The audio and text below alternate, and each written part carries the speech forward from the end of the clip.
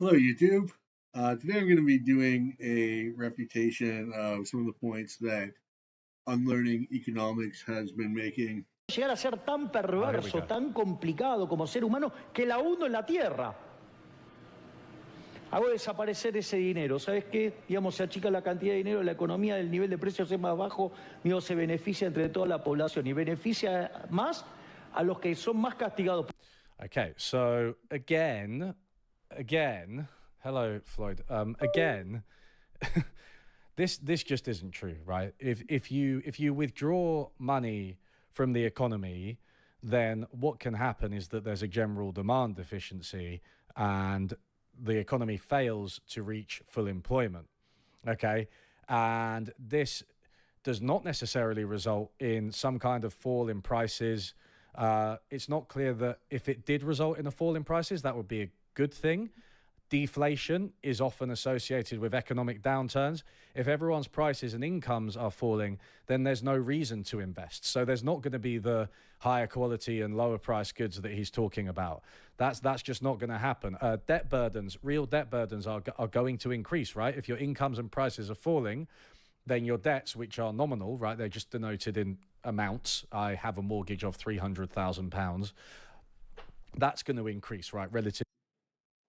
So it's true that deflation does cause debt to increase, but the rest of his analysis is just completely off.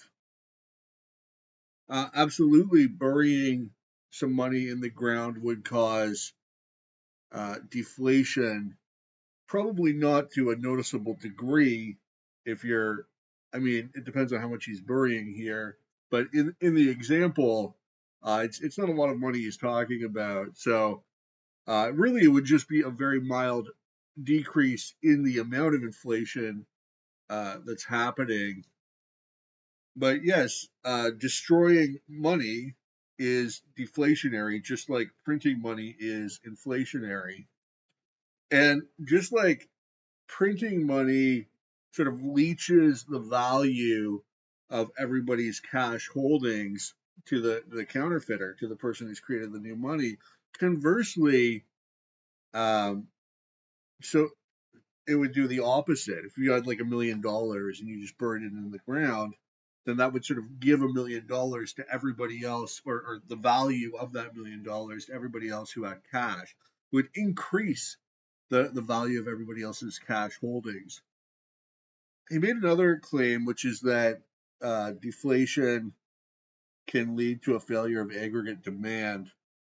There's no such thing as a failure of aggregate demand, and Say's law demonstrates why. Essentially, supply of X constitutes demand for Y.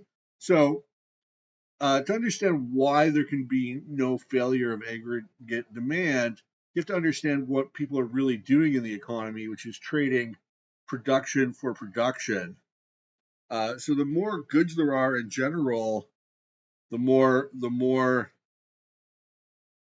demand there is for other goods. Now there is such a thing as a glut of one particular good, but the idea of a general glut just does not make sense, because essentially goods purchase other goods. So long as there's a lot of goods, there's also a lot of stuff that can be purchased with those goods. He then goes on to make another false statement To your income. So it's not clear that even if this did happen, which it doesn't, by the way, and they've tried it many times to deflate their way out of depression. They did it in the Great Depression, most notably. It didn't work. That's just untrue. The Fed did raise interest rates in the lead up to the October crash. And essentially, what they were doing at that point was putting an end to the expansionary monetary policy that had been the norm throughout the 20s. So during the 1920s, the Federal Reserve was just established, and the cartelization of the banking sector under the Federal Reserve enabled banks to engage in uh, expansion expansionary credit lending.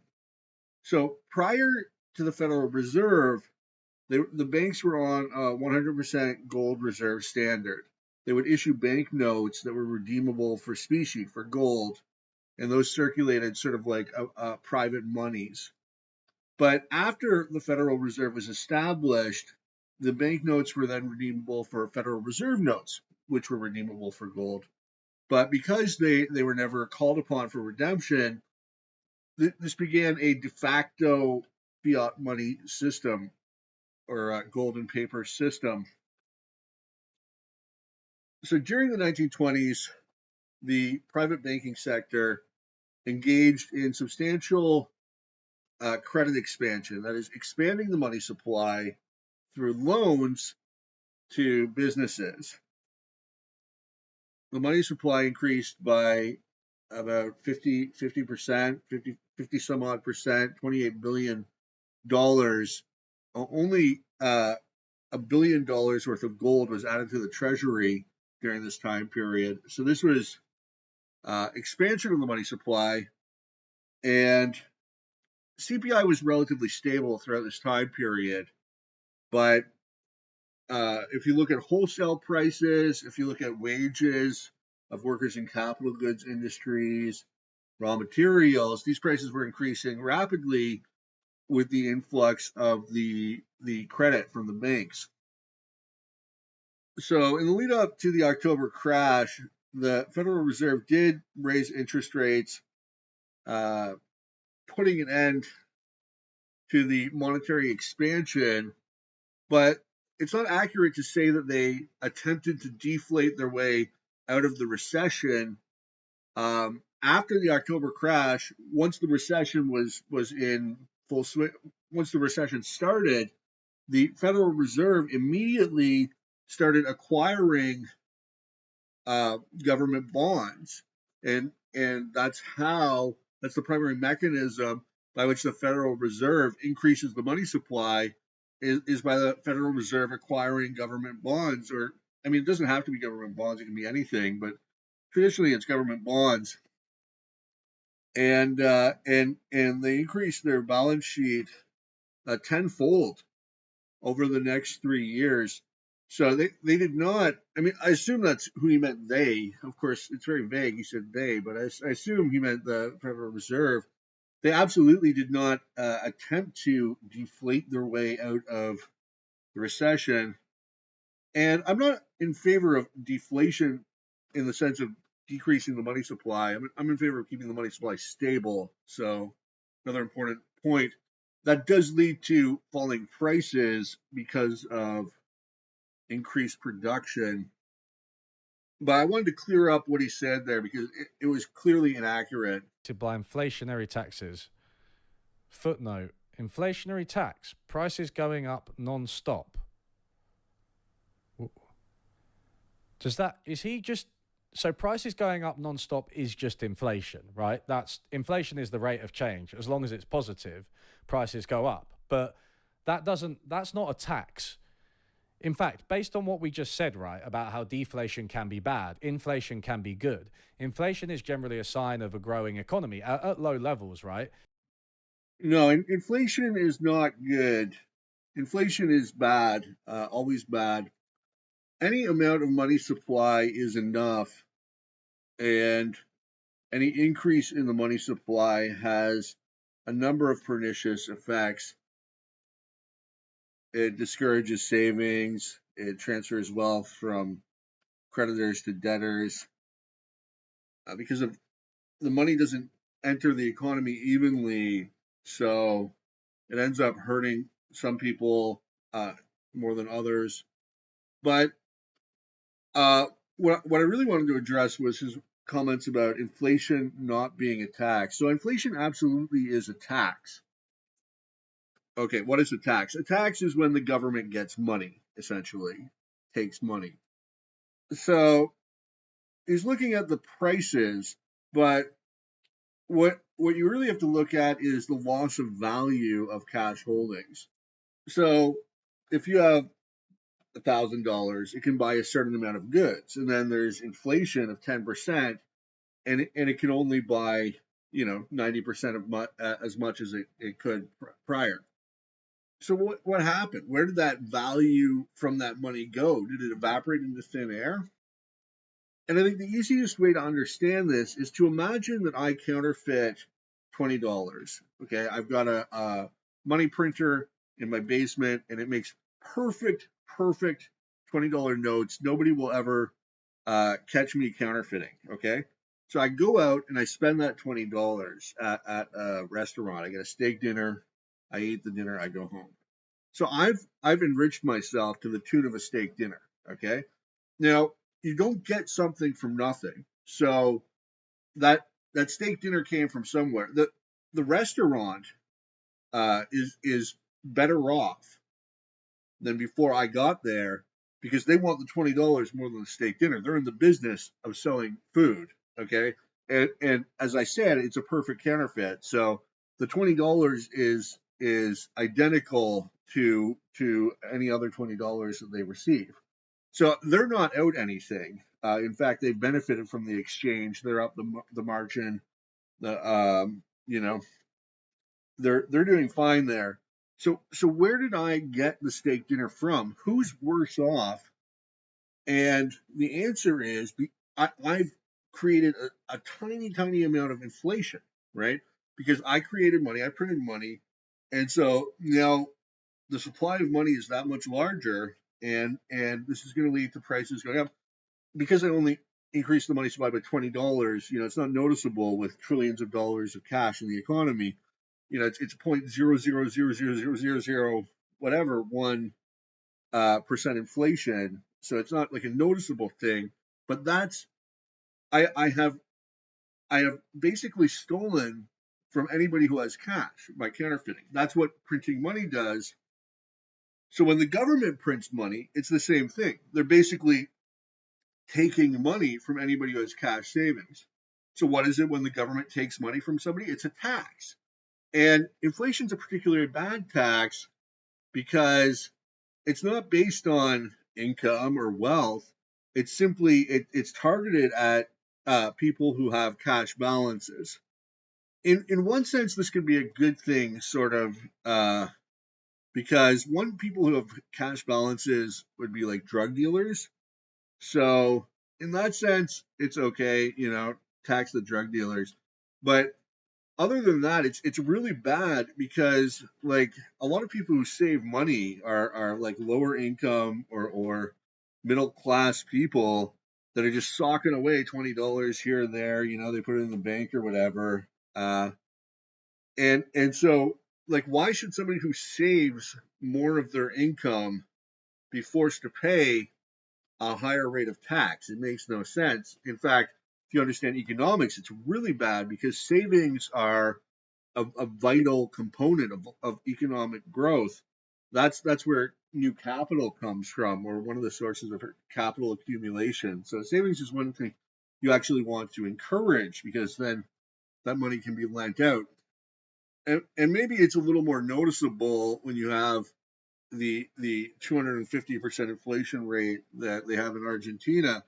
But absolutely, inflation is a tax, and it's a very capricious tax at that. Tax.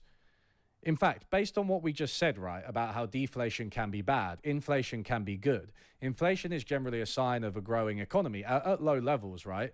And depending on how inflation is distributed, that's the important thing, it can hit people differently, right? So calling inflation a tax, firstly, it's just, making words meaningless because it's not. But also, it doesn't necessarily affect people negatively.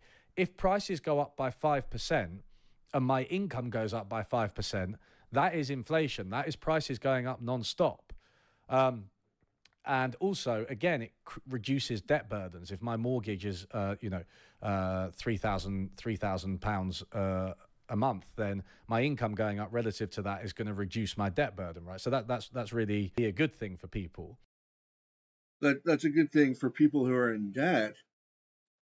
And of course, who's the largest debtor in society is the government. So the government's very interested in inflation. But who's the second largest debtor? It's not like the bank is going to lend Joe Schmo $1 million if he's like a lower income guy, right? But who is in debt up to their eyeballs? Corporations can have uh, huge amounts of debt. Individuals like Donald Trump, you know, the saying, why do rich guys like you always owe $1 billion? Because they have the assets that they can pledge to the banks. So yeah, if you have a mortgage, that's good, and it benefits. But again, people who have mortgages tend to be on the wealthier end of the spectrum, and the richer you are, the bigger your mortgage is. So, like, it's true what he's saying that like it should balance out. Uh, Inflation, increasing prices, also increasing your wages eventually. But that's not really where the damaging effects of of inflation comes from the higher prices. It comes from the fact that it's cycle generating. It comes from the fact that it discourages savings, encourages consumption, encourages debt. It is redistributionary. It does punish savers, and the more you save, the more it hurts you. And actually, inflationary advocates of inflationists, they cite that as a benefit, the fact that it hurts savers because then they got to go and invest their money or whatever. They're sort of coerced into investing their money. But just having savings in and of itself is an important economic process because that's loanable funds. That's real savings that can be lent to people to start businesses or whatever. So if those loanable funds aren't there, then it's going to be more difficult to for people to borrow. Acknowledge that you have a point there, because Argentina does have a context of like runaway inflation. So that is true. But the question of how to reduce that, I don't think this guy really has an answer to that that's going to be satisfactory. I think he would just basically want to collapse the economy, which would affect everybody more negatively. Well, that certainly aged like milk. So here we have the monthly inflation rate in Argentina. Uh, Milei took office December 2023, and immediately they were facing almost hyperinflation, immediately bringing inflation down by balancing the budget. Because what happened was under the previous government, they were running uh, deficits that were financed by creating new money, and that was leading to runaway inflation. So it's taken some time to cool down, and this is a tendency with inflation, is that there's still inflationary expectations even after the money printing stops. So it keeps going. There's sort of some momentum, but Milei made some dramatic reforms and basically ended the crazy inflation situation. As you can see, it's still decreasing down to 3.5% month to month, which is, it's way too high, but it's at least manageable. You can at least have some semblance of an economy. Now, to be fair to unlearning economics, there was some economic contraction. The economy, or GDP, down about 1.7% year on year since Milei took office. But I actually see that statistic in a very positive light. And the reason why is if you look at the components of GDP, uh, farming, it is up 81.2% year on year, fishing up 41.3%, and construction, manufacturing, and retail are down. And what this says to me is that the construction industry was getting a lot of jobs, a lot of contracts from the government. The thing is, not all spending is equivalent. when you have government spending, often it's on make work projects and there's a lot of graft. They're not getting a lot of work done for the amount of money that's being spent. And with all the reductions and cuts to the bureaucracy, to the welfare system, which was being abused, that's going to hurt retail. Yeah. But I think the economy is being reorganized in a fundamentally much healthier fashion where there's more creation of wealth going on and less redistribution of wealth. Financial services, real estate, hotels, and restaurants saw their activity shrink. People don't have that much money to spend anymore because the political class has been cracked down on and had their allowances taken away, basically. But the actual economy, the actual production of wealth is still going on. In fact, much more so. I think Argentina's economy is going to take off in the next 5 to 10 years if these reforms are continued.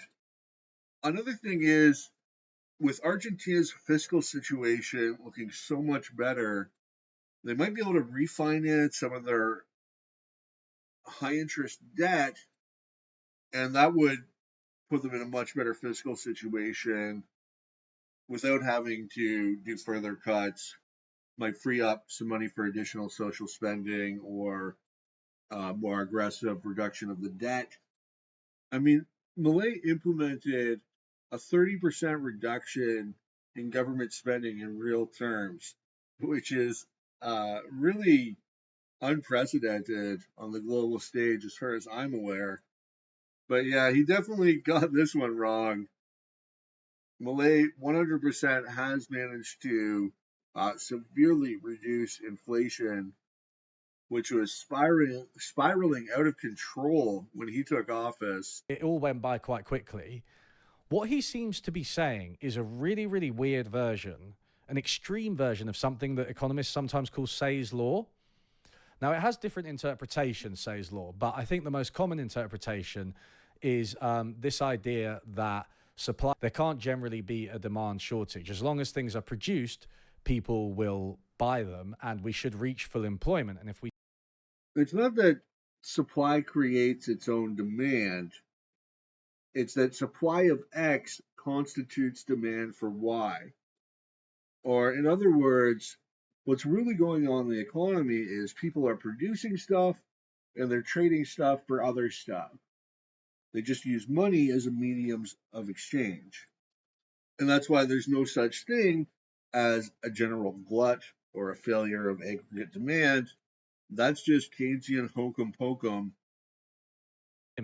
then prices and wages just need to fall in line with the scarcity of the real economy, right? Right. And so that seems to be what he has in mind. But it is literally him saying, when he talks about general equilibrium effects, looking at all of the different markets, he's basically saying what I do with my money makes absolutely no difference whatsoever to what happens. So, to understand this bit, you'd have to watch what came before I started. Basically, he was talking about a factory owner who automates away some jobs and then the different options he has with the money he makes. Does he put it in the bank? Does he bury it? You just caught the very tail end of that if you're watching from the start. The economy is always going to work. So it doesn't matter if I automate away a load of jobs. And then assuming I make money from that, which I may not do, it doesn't matter if I it doesn't matter if I save it in a bank. It doesn't matter if I invest it myself. It doesn't matter if I consume it and spend it. It doesn't matter if I put it under a mattress. The economy is always going to function. And that's exactly correct. The economy is sort of foolproof in that sense. There's nothing you can do within the context of the market economy, following all the laws of the capitalist society, you know, not being a fraudster and not aggressing against people. But within the context of the market economy and making exchanges and trades with people, it's foolproof because all you're doing is making mutually beneficial exchanges. It doesn't matter if you consume or save. These are both fine. You know, you consume, then you create jobs in the consumption goods industries. If you save, you create jobs in the higher order goods industries. And the economy sort of adapts to whatever you want to choose. So yeah, it's perfectly fine what people choose to do with their incomes. Obviously absurd, right? If everybody just destroyed all of their money, then there would be a massive problem. There would be a massive decline in employment. There would. Okay, that's true. If everybody, well, first of all, that would never happen. That's irrational. Uh, People don't just destroy money. But yes, if everyone destroyed all their money, there would be some problems. I guess the government could just print more money, but that's not a realistic outcome. That's not anything that could ever possibly happen. Now, if like 20% of the economy destroyed all their money, it would be perfectly fine. I mean, it would suck for those guys who impoverished themselves for no reason. But it'd be great for everybody else who had money, whose money now became worth more. But yeah, he's not refuting Milei's argument here because there's this one like impossible edge case. I guess if you want to add the caveat that not everybody in society can destroy all their money, that would end up poorly. But other than that, it doesn't matter how somebody spends their money. In the velocity of money, the rate at which money was circulating, this would be a huge, huge problem. And it's almost this bizarre about this point of view, I think, is that although he didn't say this, knowing his politics, I'm confident in stating that he would think that if the government spent the money, it would destroy wealth somehow. I mean, here he's not even reacting to anything Milei just said, just his own thoughts. That being said, it's not like an unfair characterization, but government spending more so redistributes wealth than simply destroys it. But yeah, I mean, when the government spends money, that's coming from somewhere else. You don't get something for nothing. So if the government spends money and it benefits some people, it's going to hurt others. Maybe it doesn't destroy wealth per se, although certainly when you have a government that engages in wealth confiscation, especially on a massive scale, that does have effects which lead to wealth not being created. What Robert Higgs described as regime uncertainty. One of the factors in prolonging the Great Depression was Roosevelt's confiscatory policies. He seized the gold, imposing high taxes. These are not conditions where people want to invest when you can get hit with a 90% marginal tax rate. He wants to do some pretty extreme stuff, right? He wants to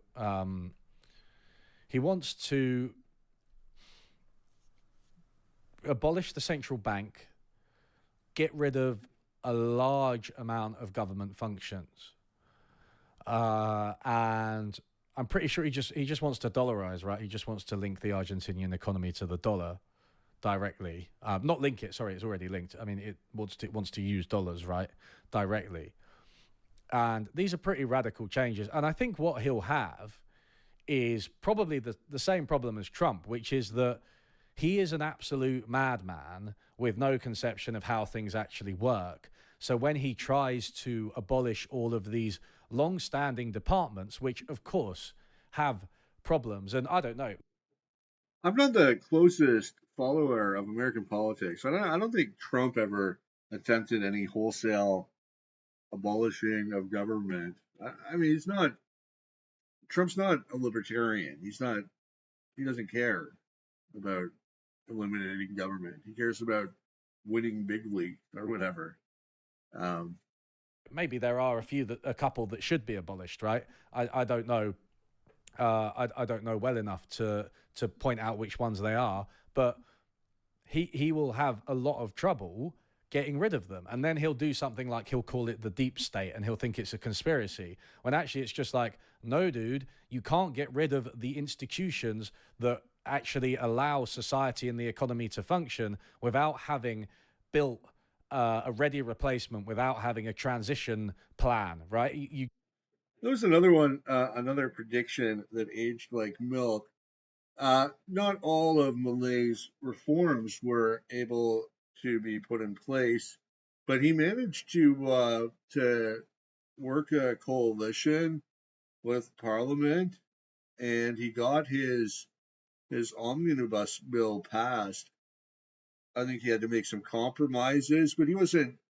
He got in there. He did the work, and there's probably a lot of people in Argentina within the parliament that have seen how things have gone the last 30 years, and they're desperate to try something new too. They probably are no happier with the situation than the Argentinian people who turn to Malay overwhelmingly because they're just absolutely fed up with the political class that has been robbing them blind for decades and has had absolutely terrible economic management with inflation and runaway government spending, and the political class is so entrenched there.